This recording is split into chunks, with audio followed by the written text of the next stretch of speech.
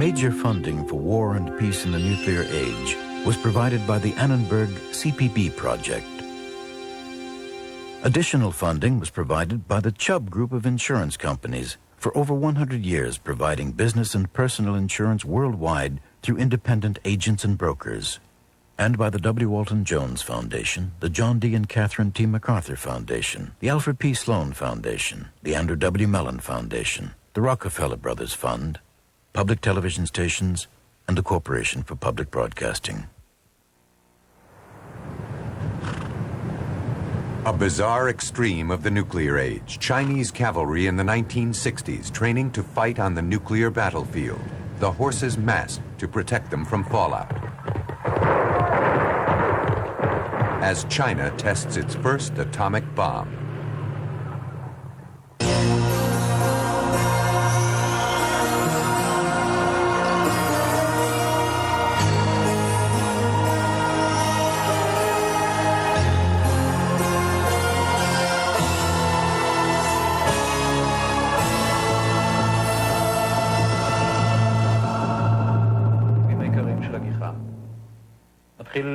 In 1981, Israel, believed to be a nuclear power, planned an air attack on a facility in Iraq. Israel suspected the Iraqis were gearing up to produce materials needed for atom bombs. The target, the Osirak reactor, 12 miles from Baghdad. Israel began developing her nuclear program in the 1960s and is now thought to have over 100 nuclear weapons. For Israel, Iraq, and other small nations, the bomb is an attractive option in a world where military power is a key factor in international relations.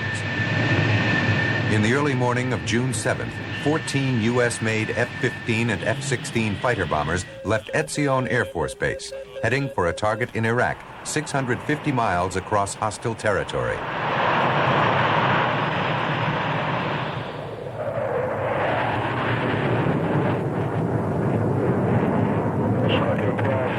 As more countries gain atomic know-how, the danger of nuclear war grows ever more serious. The attempt to thwart Iraq's nuclear program was proof that nuclear proliferation itself can lead to conflict.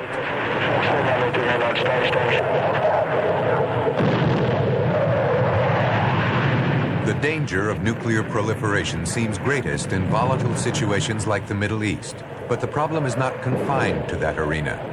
Proliferation is a global concern. The risk that nuclear weapons may be used in regional conflicts is very real.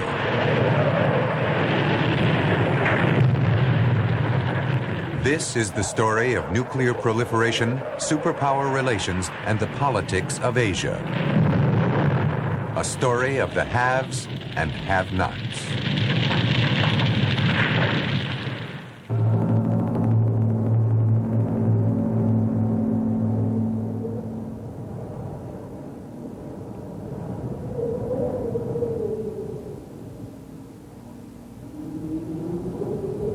The awesome destruction of Hiroshima and Nagasaki may have seemed to be the end. But for the atom bomb, it was only the beginning. Soon, the bomb no longer belonged to the Americans alone. In 1949, the Soviets carried out their first atomic test. 3 years later, the British followed suit. America's treasured nuclear monopoly had evaporated. For the first time in history, America had nuclear-armed counterparts. The potential for weapons proliferation around the world and the risk of nuclear war was becoming a reality. In 1953, at the United Nations, President Eisenhower took steps to create new rules for the nuclear age. He called his program Atoms for Peace. The United States pledges before you, and therefore before the world, its determination to help solve the fearful atomic dilemma, to devote its entire heart and mind to find the way by which the miraculous inventiveness of man shall not be dedicated to his death, but consecrated to his life. It is not enough to take this weapon out of the hands of the soldiers. It must be put into the hands of those who will know how to strip its military casing and adapt it to the arts of peace. The new move marked a total reversal of post-war American foreign policy. Instead of a rigid embargo, the United States would now share its atomic know-how with other countries. For Eisenhower, Atoms for Peace held out the promise of making nuclear power not an agent of destruction, but a force for peace. Now, suddenly in '53, the Americans announced that they would give information and that they would give materials to allow countries to build by themselves or with American help reactors. So overnight, we passed from nuclear middle age to a kind of nuclear renaissance. And there was really a feeling of euphoria all over the world. Peaceful use of atomic energy holds the stage at Geneva as a worldwide conference and exhibit opens at the Palace of Nations. In 1955, 10 years after Hiroshima, the Atoms for Peace program was launched. At Geneva, the scientists who would soon dominate the world's nuclear programs met in a mood of optimism and cooperation. The conference was chaired by eminent Indian physicist Homi Bhabha, the man who would later become the architect of India's own nuclear program. I hope this conference will play its part in helping the progress of mankind towards the ever-widening dawn of the atomic age, with the promise of a life fuller and happier than anything we can visualize today. The first Atoms for Peace conference held in Geneva was a scientific epoch-making event. For one thing, never in the history of mankind so much information on modern technology, modern science was let loose to the public, and how much had already been done suddenly came out in almost a flood, a torrent of literature. And for the first time, scientists from all parts of the world began to say hello to one another. Among them were leading American scientists, their outlook shaped by the strict secrecy of the wartime Manhattan Project. Now they chatted openly, even to Russians. Up until that time, any Russian scientist was considered to be sort of an ogre, a mysterious person. And we met our counterparts at the first Geneva conference and found that they were pretty much ordinary human beings like we were. Over the next few years, America was to host more than 10,000 foreign scientists in its atomic research program. President Eisenhower personally greets students from 19 different countries at the White House, giving an important boost to his own Atoms for Peace program. The young students enrolled in the first international school sponsored by the Atomic Energy Commission hear a brief address of welcome from the chief executive. We want you people to study in the friendliest of atmospheres and go back to your country with the certainty that what you're carrying back is not only a new understanding in nuclear science and reactor engineering, but a new understanding of the friendship that all America feels toward each of your countries. Ewa atomowa. Tak nazywa się pierwszy polski reaktor atomowy. Meanwhile, atomic euphoria had crossed the Cold War divide. The Soviet Union began its own Atoms for Peace program, with reactors and technical assistance for its East European allies. Reprezentuje profesor Jemilianow. Reaktor Ewa został bowiem skonstruowany w Związku Radzieckim. The Dubna Institute for Nuclear Research near Moscow became the center for the Soviet program, aimed at sharing nuclear information with communist countries. В Институте ядерных проблем The spirit of Geneva was spreading fast. Even Western journalists were given access to showcase Soviet facilities. Although the Cold War was still at its coldest, Atoms for Peace appeared to offer a strand of hope. Our attitude was somewhat cautious from the start, but then little by little everybody started to realize then that atomic energy has tremendous potentialities for progress and for the creation of a better life for mankind.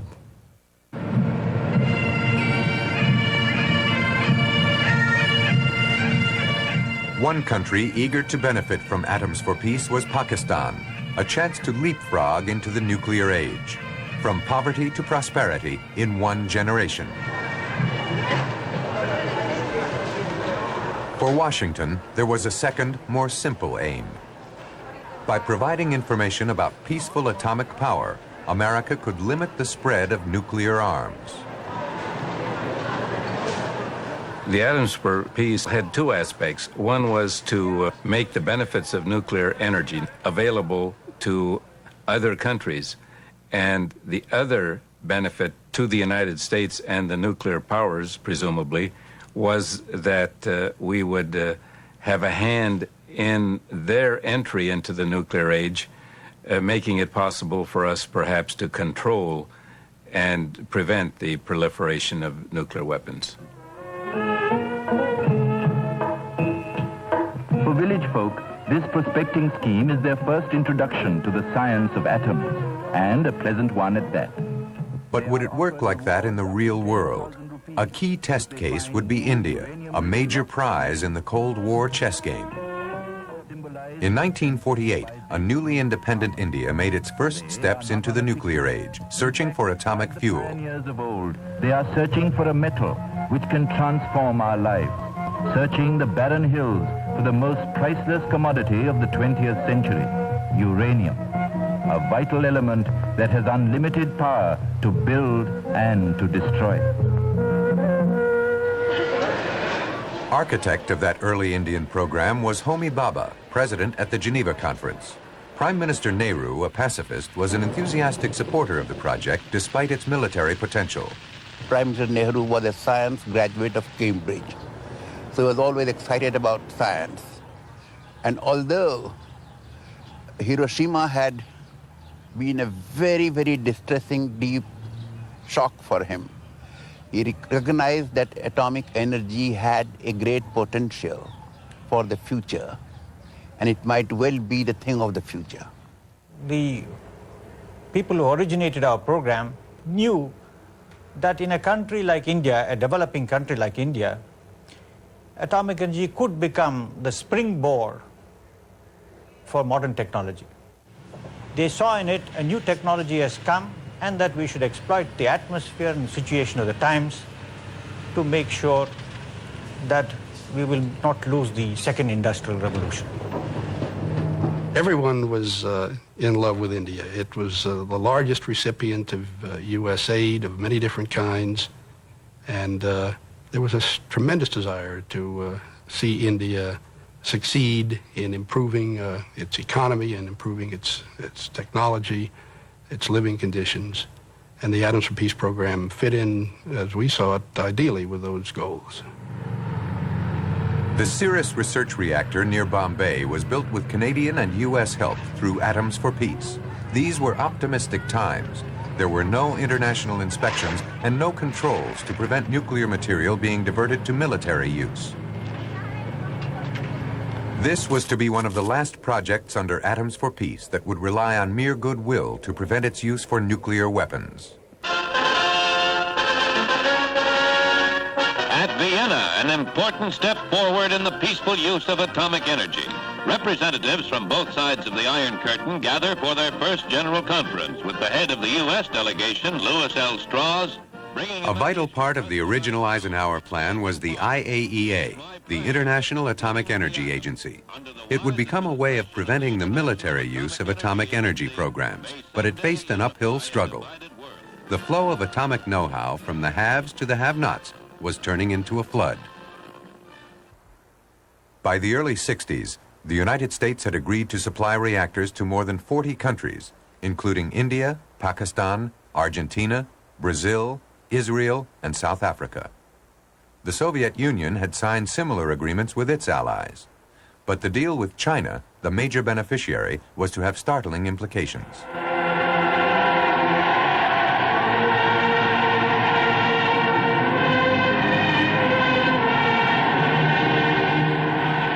In 1957, Moscow agreed to step up aid for China's atomic energy program. Unknown to the West, Moscow also promised to give China the blueprint for an atomic bomb. The Soviets would later regret their generosity.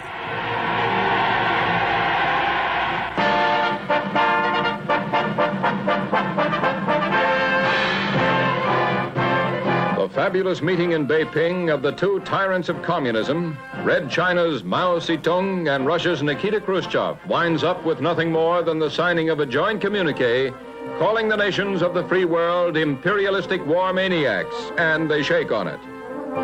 A shake that starts an epidemic of shaking, the like of which is seldom witnessed. Everybody loves everybody, providing they're communists, causing us to wonder where and when will come the next attack on democracy. A crisis would soon add new fuel to China's desire for nuclear weapons. In August 1958, fighting erupted across the narrow straits between the communist mainland and the Taiwanese island of Quemoy.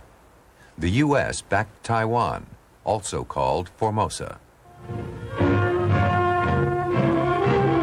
Formosa itself becomes the staging area for a major buildup of U.S. forces. Air Force, Navy, and Marine jets are based here on combat alert, armed with conventional and nuclear weapons. The United States also armed Taiwan with Nike Hercules missiles, capable of carrying nuclear warheads. For China, it was a replay of U.S. threats to use the bomb in Korea a few years before. The U.S. may have been promoting atoms for peace, but it also built an immense nuclear arsenal, weapons that President Eisenhower now seemed ready to use. At that time, I believe it was part of his thinking that, if necessary, we would employ them. Understanding Eisenhower, you have to know that he would be thinking of something else at the same time, and that is the fact of his saying that would exercise a considerable deterrent on the mainland Chinese.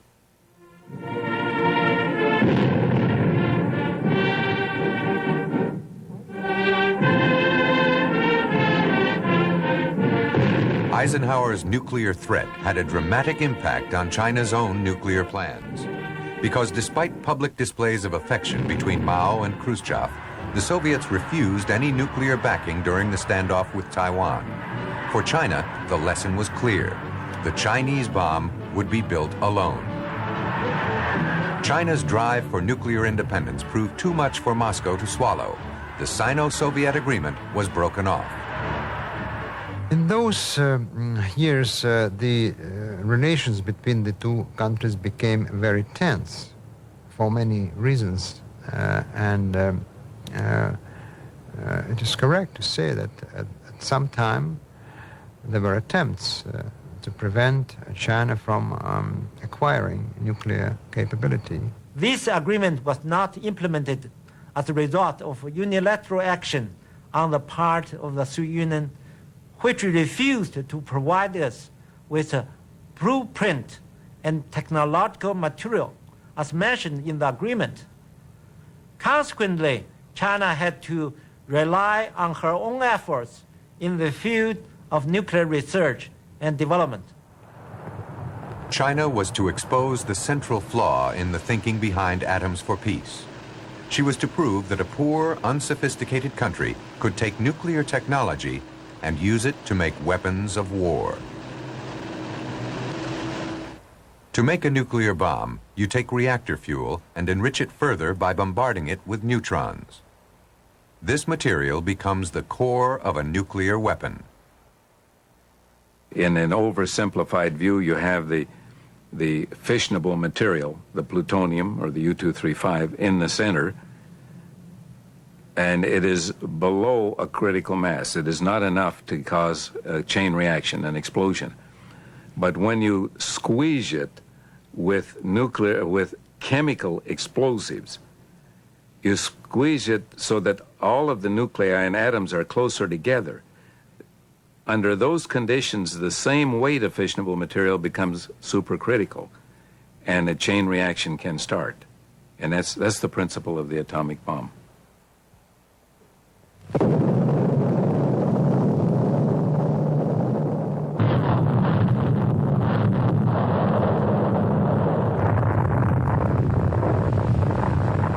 While While this technology was spreading to new nations, the senior members of the nuclear club, the Soviet Union, Great Britain, and the United States, were actively testing nuclear devices. By 1963, the big three nuclear powers had run more than 470 nuclear tests, at the same time advocating nuclear restraint. 5, 4, 3, 2, 1, feu! In February 1960, the French counted down to their first nuclear explosion, making France the fourth member of the nuclear club. President Kennedy, still pondering the nail-biting brinkmanship over Cuba, had become convinced that a test ban was the only way to put a stop to the nuclear spiral. Personally, I'm haunted by the feeling that by 1970, unless we're successful, there may be 10 nuclear powers instead of 4. By 1975, 15 or 20. With all of the history of war, and the human race's history, unfortunately, has been a good deal more war than peace, with nuclear weapons distributed all through the world and available, and the strong reluctance of any people to accept defeat, I see the possibility in the 1970s of the President of the United States having to face a world in which 15 or 20 or 25 nations may have these weapons. The comprehensive test ban sought to achieve a worldwide agreement, every possible country agreeing not to test nuclear weapons. The idea was that even if someone developed a nuclear weapon, no general would rely upon it for use in war if it hadn't been tested. And so it was a non-proliferation mechanism. It would be a difficult agreement to negotiate. Dean Rusk and Nikita Khrushchev met at Khrushchev's summer villa. It was to be a game of give and take, with neither side able to agree on one crucial point: how to keep their opponents from cheating. It was Khrushchev himself who turned the key that unlocked the possibility of the test ban treaty. We've been locked up in negotiations on the issue of how you verify underground shots. And in the face of that difficulty, Mr. Khrushchev said, well, then let's go ahead in the atmosphere, underwater, and in outer space, and leave the underground problem for later. Well, that made the test ban treaty possible. The agreement, the Partial Test Ban Treaty, was signed in 1963. It prevented tests in the atmosphere and outer space. But over the years that followed, the actual number of U.S. and Soviet tests was to increase. They simply moved them underground. The U.S. and the Soviet Union toasted their agreement as a milestone in superpower relations. Most of the world signed with them, but France did not.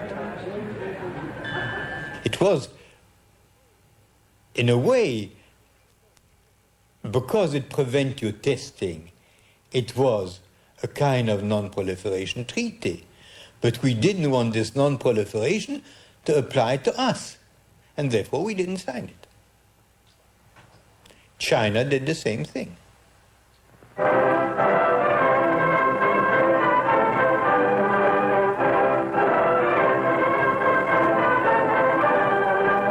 China had good reason not to sign.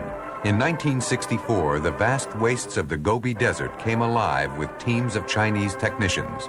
While the superpowers agonized over a test ban, China had been busy. With the most basic facilities, Chinese scientists were creating their own nuclear device, thus opening the door to major power status. Their purpose contrasted starkly with the low-tech image of the Chinese army, which still relied on massive manpower and outmoded weapons more suited to the First World War than to the Third.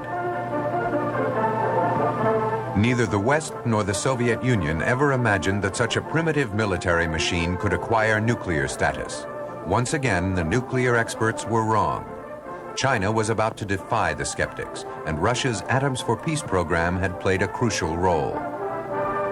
During the early days of Soviet atomic assistance, China had acquired a vital piece of technology, a plant that could provide highly enriched uranium, essential for the building of a bomb. And contrary to widespread belief, Chinese scientists were well trained. Many had studied in Europe and America before the war. Indeed, the Soviet Union had employed these very scientists to work in the most sensitive areas of their own nuclear weapons program. By early October, the Chinese were ready for their first test. Animals were positioned to gauge the impact of a nuclear blast. Chinese scientists were finally poised to press a nuclear button of their own.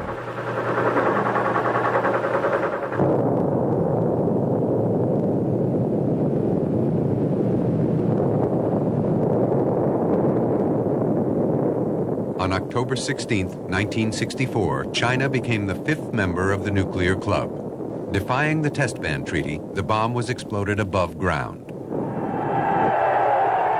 The Chinese were delighted. Their success gave them a sudden boost in military power and struck a blow, they believed, for the prestige of the Third World.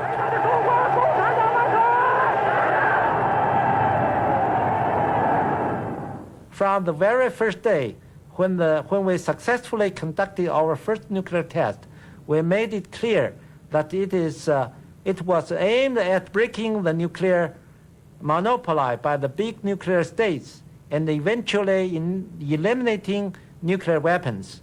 The Chinese Communist nuclear detonation is a reflection of policies which do not serve the cause of peace. But there is no reason to fear that it will lead to immediate dangers of war. The nations of the free world will recognize its limited significance and will persevere. We had a cabinet meeting. In fact, I think that picture of me meeting with President Johnson is on that occasion. And I remember some of those present indicated this is nothing to worry about because they wouldn't be able to deliver it and their methods were crude and their scientists were, not that competent. And I remember admonishing the group not to underrate them. China's new weapon caused great alarm in India, which shared a long and disputed border. 2 years earlier, China had launched an apparently well-prepared offensive against India along the Himalayan frontier. The attack left over 5,000 Indian soldiers dead. The speed with which Chinese forces penetrated a border thought to be impenetrable made India feel humiliated and vulnerable. It was a period of great tension and a lot of propaganda against us. And China was in a very belligerent mood. So the 1964 explosion brought home to the people of India and to those who were in the policy-making field the realization that one of our neighbors, which is very hostile to us, possessed these weapons and might conceivably use them against us. It was this realization that turned India to a radical reassessment of her nuclear priorities. Chief physicist Homi Bhabha assured his countrymen that India could match China with a bomb of her own within 18 months. And ironically, she could do it with the plutonium technology supplied through Atoms for Peace. India's first plutonium extracting plant at Trombay near Bombay is inaugurated. Many foreign scientists are on hand to welcome the project, which puts India among the few countries extracting plutonium. For years, Indian politicians had stressed the peaceful aims of their atomic program. Now, faced with a nuclear China, India had reason to hedge her bets on the military option.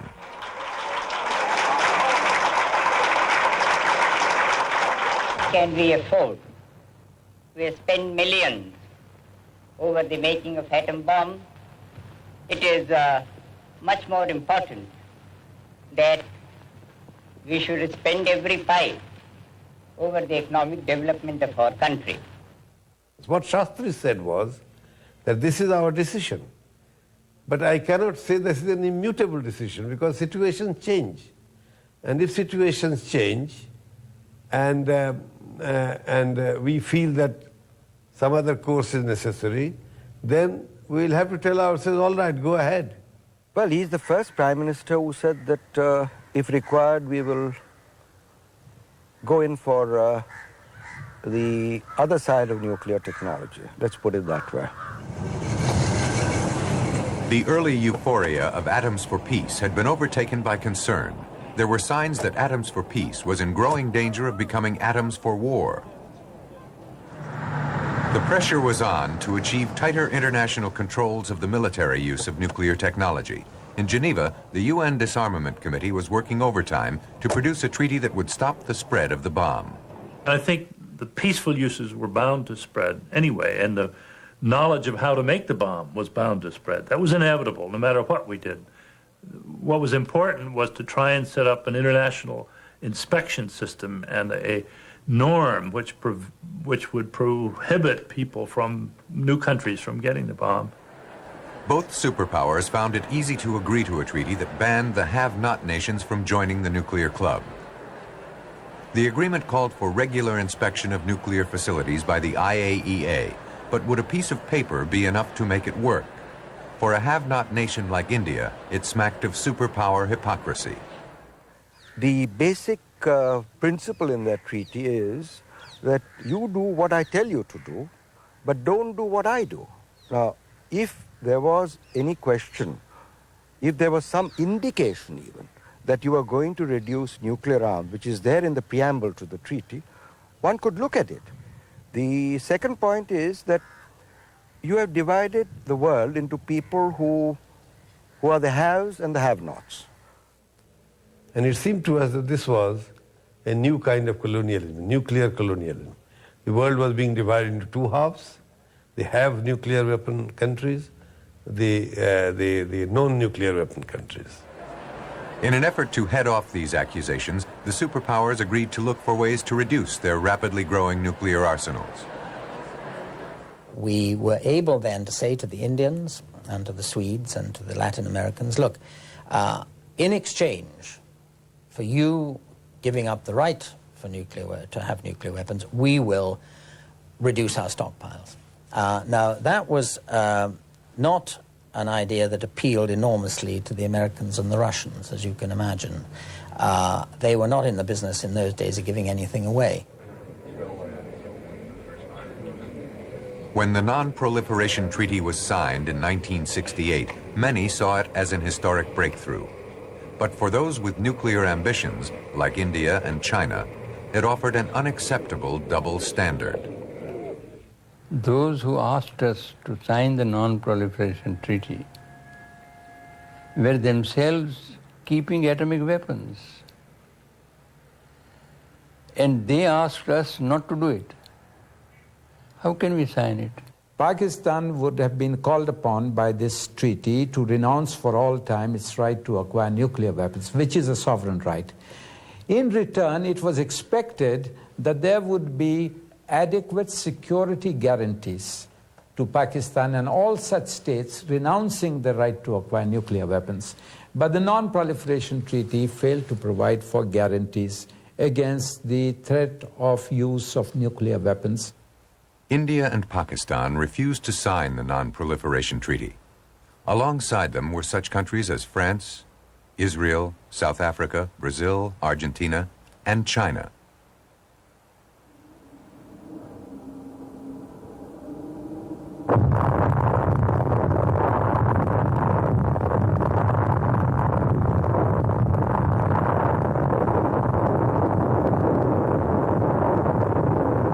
China was developing her nuclear skills with alarming speed, with a string of atomic tests.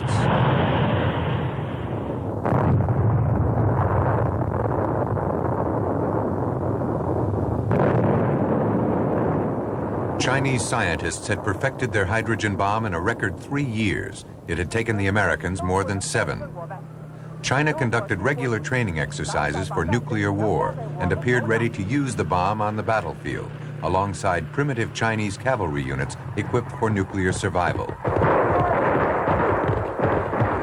For India, the nuclear option now seemed even more compelling.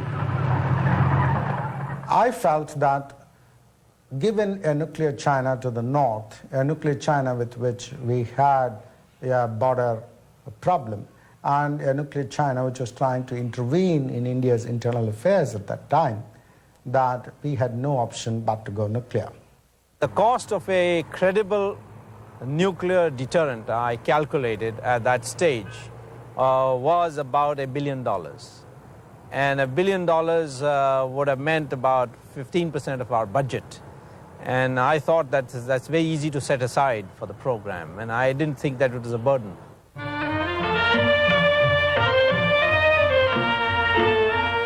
Mrs. Indira Gandhi arrives at the Atomic Energy Establishment in Trombay on the occasion of its renaming. It will now be known as the Bhabha Atomic Research Center. So while India's leaders publicly backed peaceful atomic aims, work on nuclear explosives gathered speed. Soon, another local conflict would reinforce India's nuclear decision, and at the same time trigger yet another nation to take the nuclear step.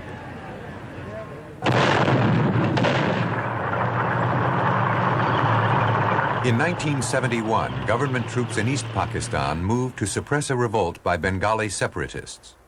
10 million refugees poured into India, presenting the Indian government with a deeply unstable eastern border and an unexpected economic burden. The crisis rekindled the long-standing and bloody enmity between the two countries. War seemed inevitable.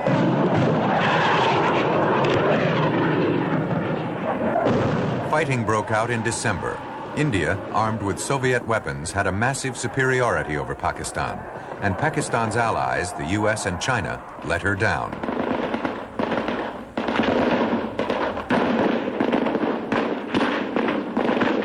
Within weeks, India had won a decisive victory.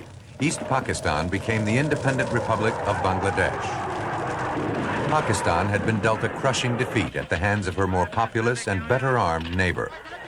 Her territories had been cut in half. Her military, in their surrender, were badly beaten and humiliated. In the aftermath of this national disaster, Pakistan began to reconsider her entire outlook on defense.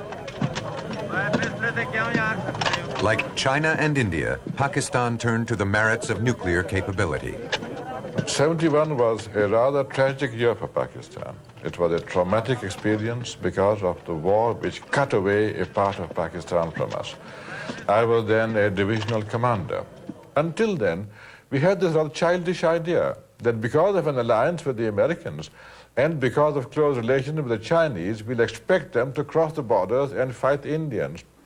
We realized that was silly, and the big change which took place was that we said we'll stand on our own feet. I will not take back a document of surrender from the Security Council. At a UN Security Council meeting, Pakistan's future president, Ali Bhutto, expressed his frustration at abandonment by the major powers and the UN's inability to protect a weaker nation. We will fight. We'll go back and fight. My country hearkens for me. Why should I waste my time here in the Security Council? I will not be a party to the ignominious surrender of part of my country. You can take your Security Council. Here you are. I'm going.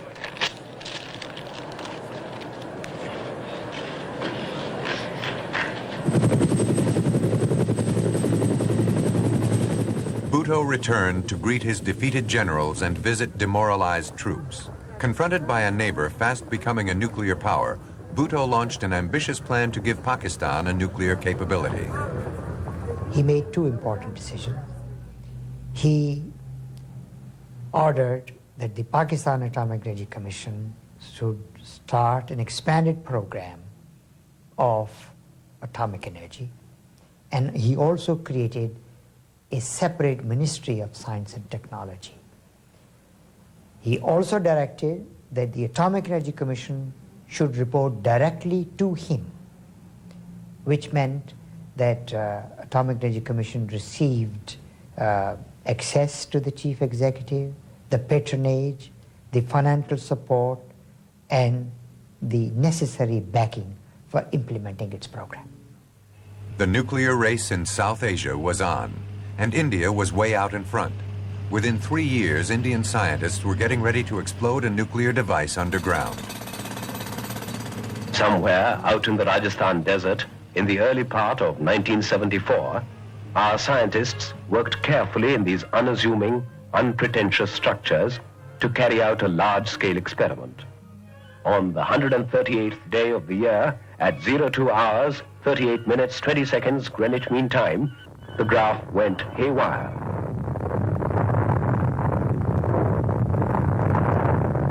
There would be no mushroom cloud, only a slight upheaval of the Earth. But India's message to the world was no less stark. On May 18, 1974, India became the 6th nation to conduct a nuclear test. Indian officials called it a peaceful nuclear explosion. And we are firmly committed only to the peaceful uses of atomic energy. Madam, don't you think that it's going to raise the prestige of India amongst the developing countries? No, I'm never bothered about prestige. Madam, what is its significance to the science development of India? Well, naturally, from that point of view, it's an important step. Thank you. I mean, it gave us interesting data insofar as monitoring of tests is concerned. That's the first one. On the geological formations in and around India, because the way in which the waves travel to your seismic stations, and also finally that we could do things which we wanted to do, if we wanted to do it. The feeling here was there's no such thing as a peaceful nuclear explosion. This is the first step that India has taken towards becoming a nuclear power, and we have to do something about it to have the capability of responding. 74 was a watershed. It brought the shadow of the bomb to South Asia, and that shadow is still there. Soon, events far from South Asia were to affect the U.S. and the issue of nuclear proliferation. Events from the world of business. You're turning on more electricity than ever before. The Arab oil embargo of 1973 exposed the dangers of excessive reliance on imported fuel. As oil prices skyrocketed, nuclear energy was pushed into the limelight. To turn out enough electricity. Sales of nuclear reactors climbed dramatically as the peaceful uses of nuclear power enjoyed new popularity. At PSE&G, we're meeting the increasing energy demands of today and tomorrow with modern, dependable nuclear power plants. Clean, reliable nuclear power. By now, there was a nuclear industry eager to market itself and adding to the problem of uncontrolled proliferation. Italy was negotiating with Argentina and Iraq, West Germany with Brazil and Iran. And the biggest nuclear merchant of them all, France, was selling to Brazil, Iraq, Iran, South Korea, Libya, Taiwan, South Africa, and Pakistan. The effect the Arab oil embargo had on France was a very worrying effect because we needed more dollars. And at that time, one of the possible sources of dollars to buy Arab oil was to sell them reactors. This reactor in Finland was built with Soviet help. Unlike nuclear merchants in the West, the Soviets, chastened by their experience with China, maintained the strictest controls here. They insisted on IAEA inspections and required that spent reactor fuel be sent back to Russia. This tough Soviet approach met with strong approval in Washington.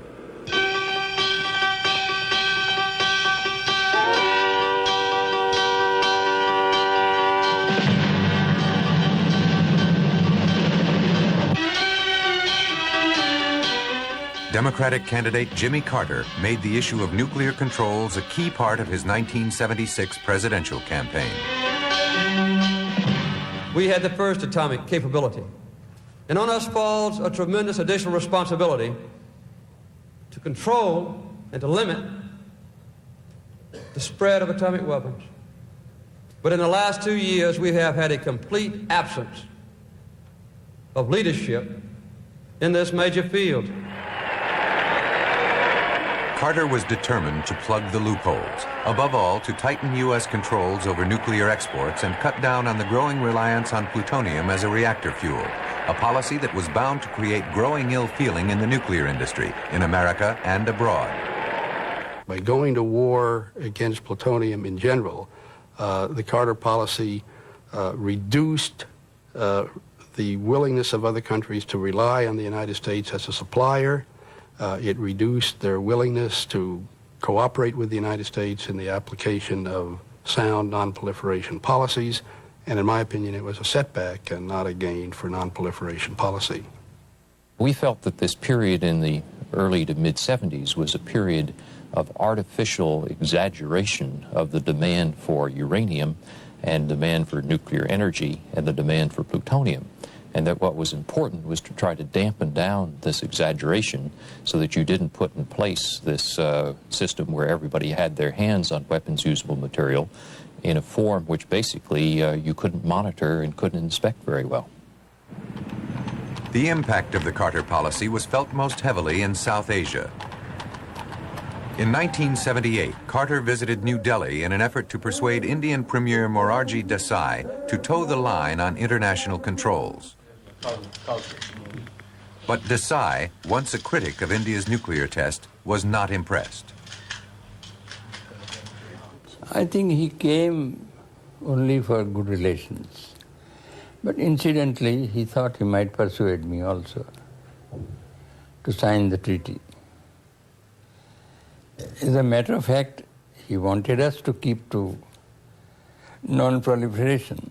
That is, not to use nuclear weapon. But that was all right. He did not have thought that because we ourselves were determined not to do it. But it was not proper on his part to tell me that. Because he was keeping nuclear weapons. How can he ask me not to do it? Carter failed to persuade Desai. Within months, Congress passed a tough new law. And now I'd like to sign this very important bill. The bill became the Nuclear Non-Proliferation Act. It required countries like India, which had rejected the Non-Proliferation Treaty but still received American nuclear technology, to open their atomic plants to inspection by the IAEA. Thank you, Mr. President. It only created bad blood between the Indians and the Americans because people didn't see it as Carter's own missionary zeal on this proliferation question. They saw more as America breaking a contract. America was obliged to supply enriched uranium. And suddenly it was saying, no, it can't do it because we were not agreeing to additional conditions.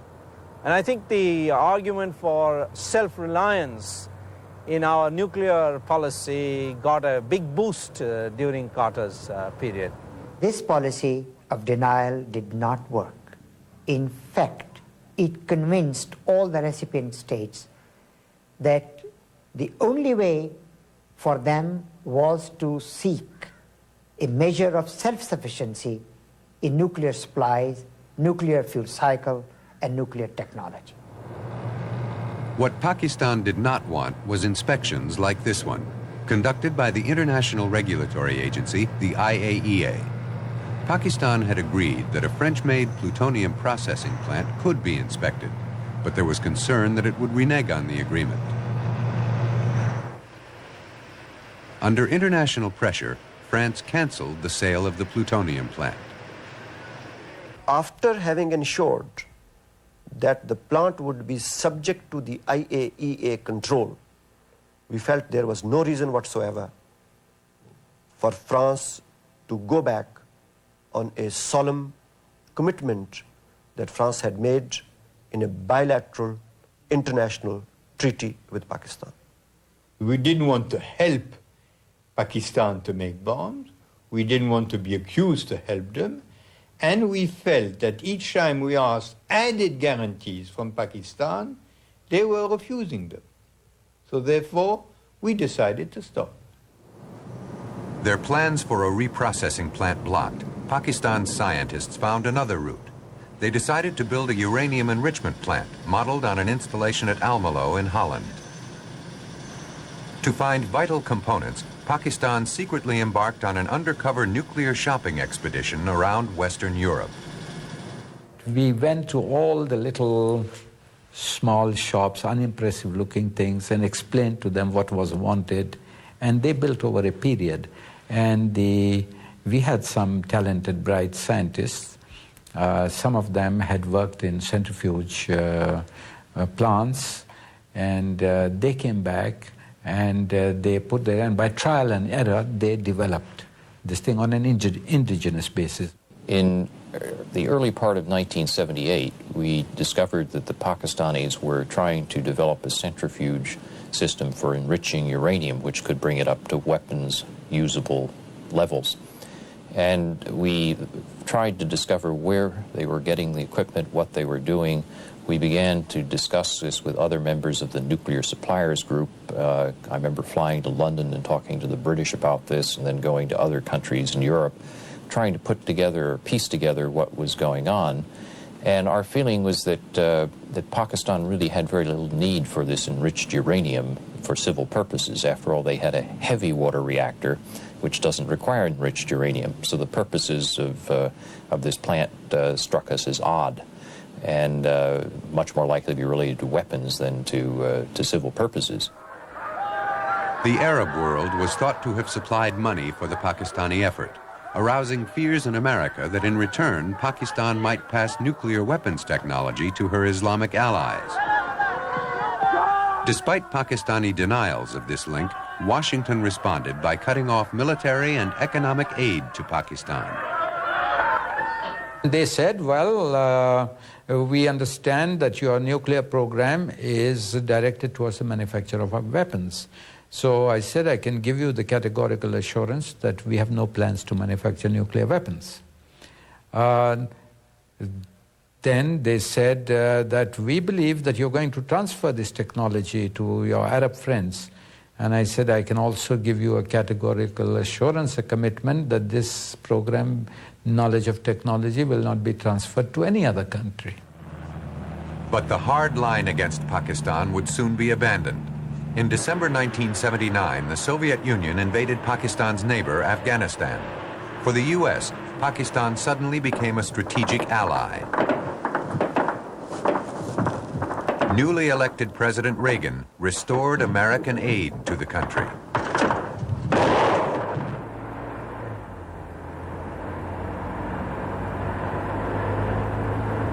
Pakistan, like India, had won her battle for nuclear independence. The vision of a nuclear-free South Asia had faded, possibly forever. Today, both countries are capable of producing nuclear weapons.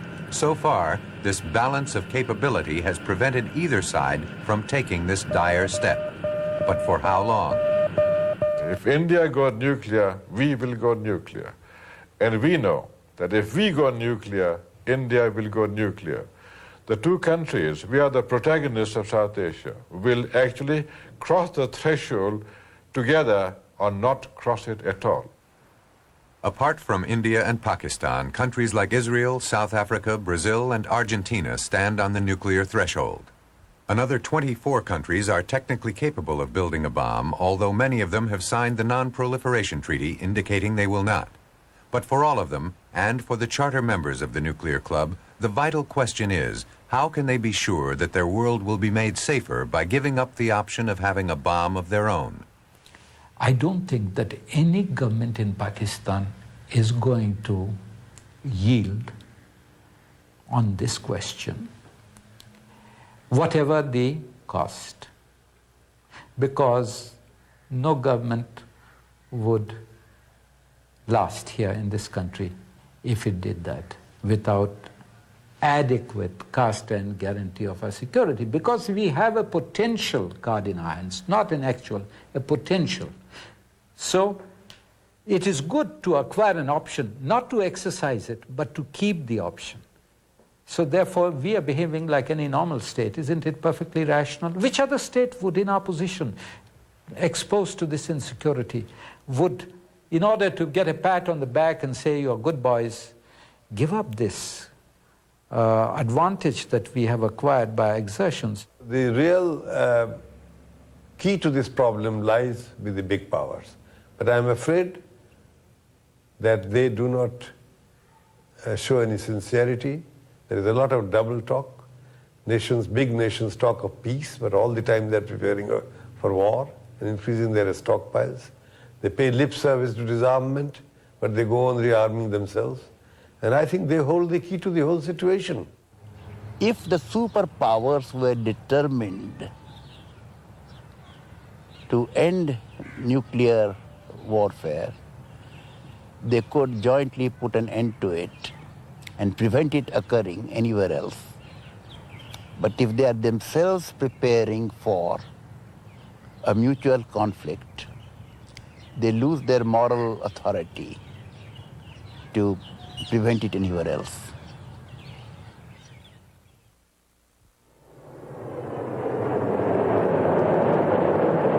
In a world of conflict, where military power is still the final arbiter, an attack like this one by Israel against an Iraqi reactor may be only the beginning. Wherever there is such a volatile mix of political strife and nuclear proliferation, the Middle East, South Asia, anywhere, the next attack might be nuclear.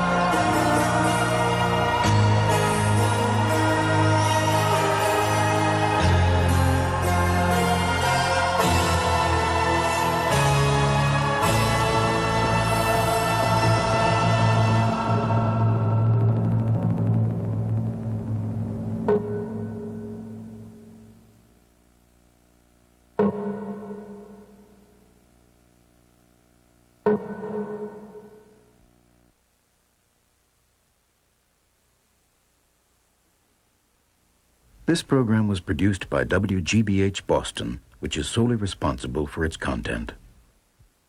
Major funding for war and peace in the nuclear age was provided by the Annenberg CPB Project. Additional funding was provided by the Chubb Group of insurance companies for over 100 years, providing business and personal insurance worldwide through independent agents and brokers, and by the W. Walton Jones Foundation, the John D. and Catherine T. MacArthur Foundation, the Alfred P. Sloan Foundation, the Andrew W. Mellon Foundation, the Rockefeller Brothers Fund, public television stations, and the Corporation for Public Broadcasting. War and Peace in the Nuclear Age is a college course with textbooks published by Alfred A. Knopf. For information about the television course and related video cassettes, books, and off-air taping rights, call the Annenberg CPB Project at 1-800-LEARNER.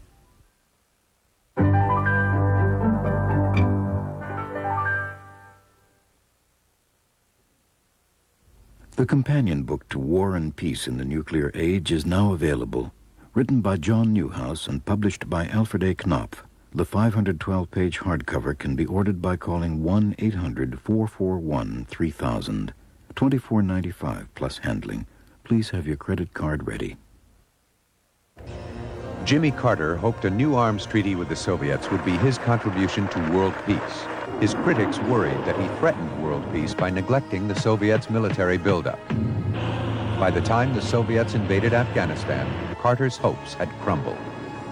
The struggles at home and abroad that transformed Carter's new world. Next time on War and Peace in the Nuclear Age.